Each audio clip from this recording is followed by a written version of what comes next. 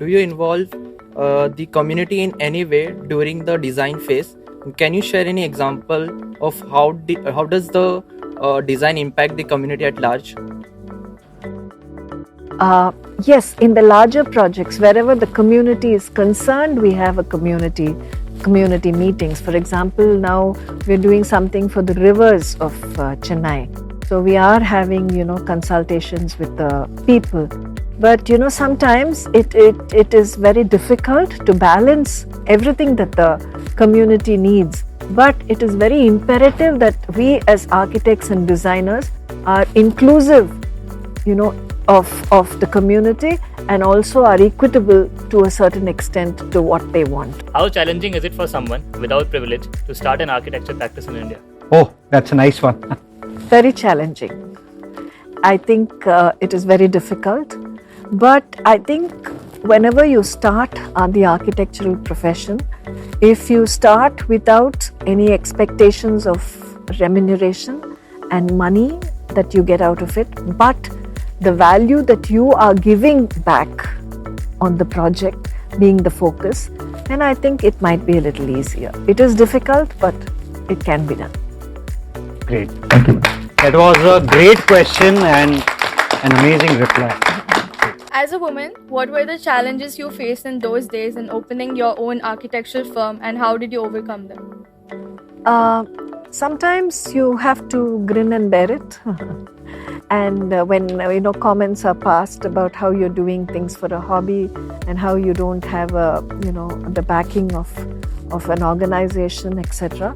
But I think every experience is learning. So every challenge that comes, we have to learn from it, and then move on. So, and more hard work, more focus. So I find that as a woman, I was putting my everything into my projects, which I even found that the male counterparts were, taking a little easily. Ma'am, my question to you is, what do you hope to achieve through your work in the long run? Also, how do you envision your architectural practice influence the future of Chennai and Indian architecture in general? I think if I am able to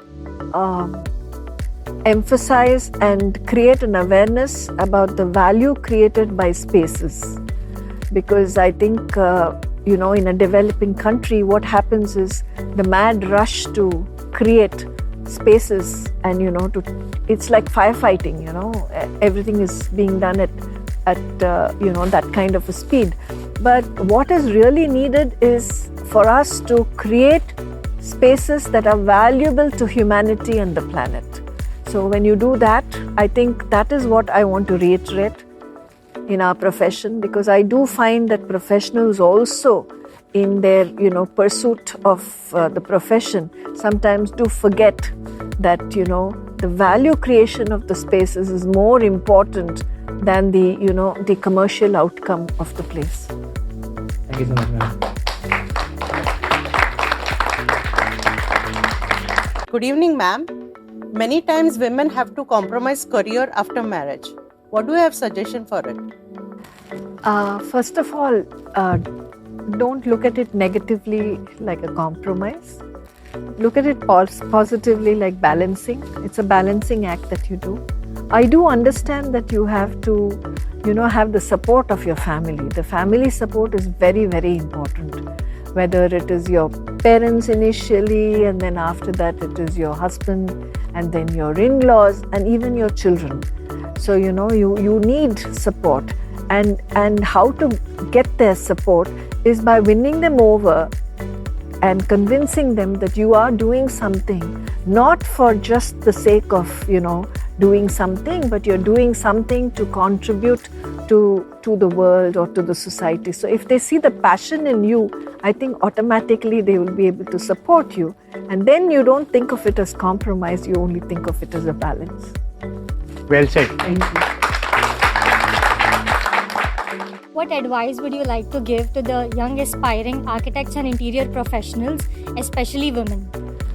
Especially women, I think it is very important that they pursue a career apart from nurturing their family, because I think women are very special and they have the strength in them and the tenacity of purpose to, multitask and focus.